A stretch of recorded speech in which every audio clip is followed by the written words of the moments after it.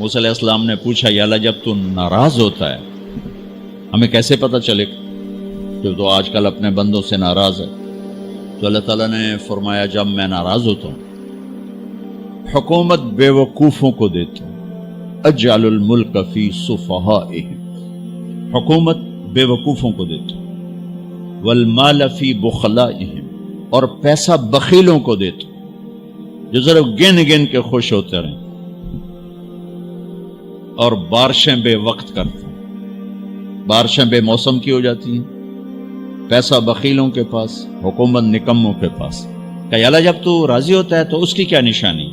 کہ اس کی نشانی یہ ہے کہ اجعل الملک فی حلمائہم، حکومت سمجھدار اور نیک لوگوں کو دیتا ہوں، والمال فی سمحائہم، اور پیسہ سخیوں کو دیتا ہوں، اور بارشیں وقت پہ کرتا ہوں۔ تو موسیٰ سمجھو میں اپنے بندوں سے راضی ہو چکا۔ تو اطعام الطعام میں اشارہ ہے سخی بنو، سخی بنو۔ اللہ تعالیٰ کی ایک وی آئی پی جنت ہے جس کا نام ہے جنت الفردوس۔ اللہ نے باقی جنتیں بنائیں کن کن کن، جنت الفردوس بنائی اپنے ہاتھوں سے۔ کیا چیز بنائی ہوگی؟ تو اللہ نے کہا وعزتی وجلالی لا یجاورنی فیکی بخیل، اے جنت مجھے اپنے عزت و جلال کی قسم تیرے اندر بخیل نہیں جا سکتا، مرد یا عورت بخیل نہیں جا سکتا، سخی جائے گا، بخیل نہیں جا سکتا۔ بخیل سے اللہ کی دوستی لگ نہیں سکتی اور سخی سے ٹوٹ نہیں سکتی۔ شیطان کہتا ہے میں عبادت گزار اور بخیل ہو تو مجھے کوئی ڈر نہیں لگتا، یہ آپ پہ ہی ماریا جائے گا، ایک دن آپ پہ جاوے ڈھانا ہے، یہ جو پیسے کی کشش ہے اس کو مار دے گی۔ اور نافرمان سخی سے ڈرتا رہتا ہوں کہ پتہ نہیں کب بخشا جائے، پتہ نہیں کب بخشا جائے، کب سخاوت کو اللہ پسند کر کے چلو پار کرتا۔ اچھا، جبریل پوچھتے ہیں یا رسول اللہ مل ایمان، ایمان کیا ہے؟ تو آپ نے فرمایا ان تؤمن باللہ وملائکتہ وکتبہ ورسلہ وبالبعث بعد الموت۔ ایمان عقیدہ، اللہ پر، فرشتوں پر، کتابوں پر، رسولوں پر، موت کے بعد کی زندگی۔ یہ مدینے کا سوال ہے۔ اب آخری حج کا سوال ہے یا رسول اللہ مل ایمان۔ پہلے سوال کرنے والے جبریل ہیں اور یہ سوال کرنے والے عمر بن عبس ہیں۔ یا رسول اللہ مل ایمان، ایمان کیا ہے؟ تو آپ نے کیا جواب دیا؟ الصبر والسماحہ، الصبر والسماحہ۔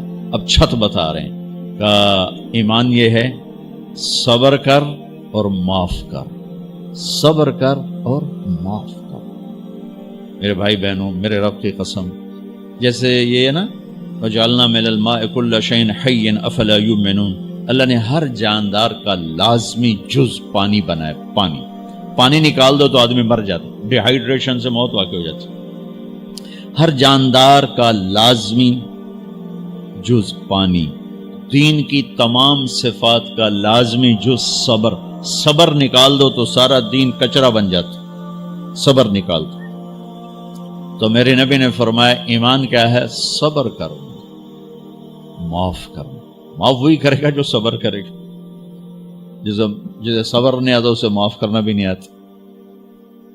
تو ایمان قیامت کے دن اعلان ہوگا صبر والے کھڑے ہو جاؤ، تھوڑی سی جماعت کھڑی ہوگی، بلکہ چلو جنت میں جاؤ۔ ان کو اللہ بغیر حساب کے جنت میں ڈال دے گا۔ اور جب آپ صبر کرتے ہیں تو ایک طاقت بنتا ہے، لوگوں کی منفی چیزوں کو آپ اپنے اندر سہتے ہیں، برداشت کرتے ہیں۔ صبر اس کو پروسیس کرتا ہے، پھر وہ طاقت بنا کے آپ کے اندر سے باہر پھینکتا ہے، جو پہاڑوں میں سوراخ کر دیتی ہے اگر ہم صبر کرنا سیکھ اور معاف کرنا سیکھ۔ 21 برس قتل کرنے والوں کے منصوبے بنانے والے اہل مکہ، آپ نے ایک بول پہ فرمایا جاؤ معاف کر۔ کمال، 21 برس قتل کے پیچھے پھرتے رہے۔ جنگ خندق کے فوراً بعد مکہ میں قحط آ گیا، تو ہمارے نبی نے 300 دینار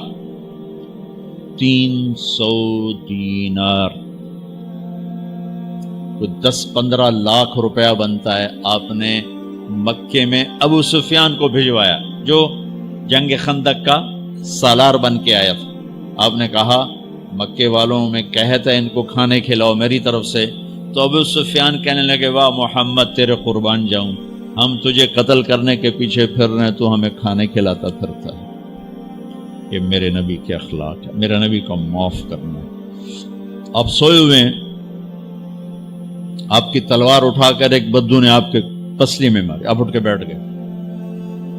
تو کہنے کا کون بچائے گا، یعنی میں تیار ہو جا. تو آپ نے کہا اللہ. آپ نے کہا اللہ، تو اس کا ہاتھ کانپا اور تلوار گر گئی. تب آپ نے اٹھا لی، آپ نے ایسے سیدھی کی، اب تو بچا، تو بتا تجھے کون بچائے. تو کہنے لگا میں تو ہی بچاونا ہے، اور کہیں بچاونا. تو آپ نے کہا کلمہ پڑھتے ہو؟ کہنے لگا نہیں پڑھتا. اب تو آپ اس کی گردن اڑوا دے، یہ خود ہی اڑا دیتے. جو کہہ رہا میں کلمہ نہیں پڑھتا ہوں. قتل کے ارادے سے آنا ہی اس کے قتل کے لیے کافی تھا. آپ نے فرمایا کلمہ پڑھتے ہو؟ کہنے لگا نہیں. آپ نے کہا جاؤ معاف جاؤ معاف. صحابہ کے سامنے جاؤ معاف. بھائیو، انسان اور خطا لازمی ہے. اگر معاف کرنا نہ سیکھا تو ہم خود ہی دکھی ہو کے رہ جائیں گے. لوگوں کے زخم بھلا دو، اللہ پہ ڈال دو، اللہ صلہ دے گا، زندگی پرسکون ہو جائے گی. دیکھو ہم اپنے یہ کرتے پر داغ نہیں لگنے دیتے، اپنے بس سے داغ. کھانا کھانے بیٹھو نیپکن، یہ دیکھو ابھی نیپکن پڑے ہوئے اے رکھو اگو رکھو توڑے چولے تو کوئی سالن نہ ڈھے پاوے. ٹھیک، یہ تو پھر بھی دھل جائے گا. لیکن یہاں داغ لگا، کبھی نفرت کا، کبھی غصے کا، کبھی انتقام کا، کبھی حسد کا، کبھی بغض کا، کبھی کینے کا. انسان سب سے زیادہ اپنی ذات سے محبت کرتا ہے.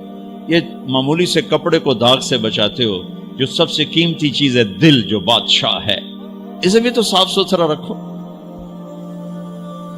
جیسے ہم لاکھ زور لگا لیں، ہم کپڑے کو میل سے نہیں بچا سکتے. لاکھ زور لگا لو، لوگوں کے منفی رویے آپ کو توڑے بغیر نہیں چھوڑیں گے. لہذا کیا کرو؟ نبی والا معاف کرو، معاف کرو، دل کو صاف کرو، دل کو صاف کرو، دل کو صاف کرو، صبر کرو، معاف کرو. میرے نبی نے فرمایا، میرے بیٹے انس، ایک بہت بڑی سنت بتاؤں، بہت بڑی سنت. داڑھی سنت ہے، پگڑی سنت ہے، سفید لباس سنت ہے. بہت بڑے کا لفظ مجھے یہیں یاد ہے، ہو سکتا ہے کہیں اور بھی ہو.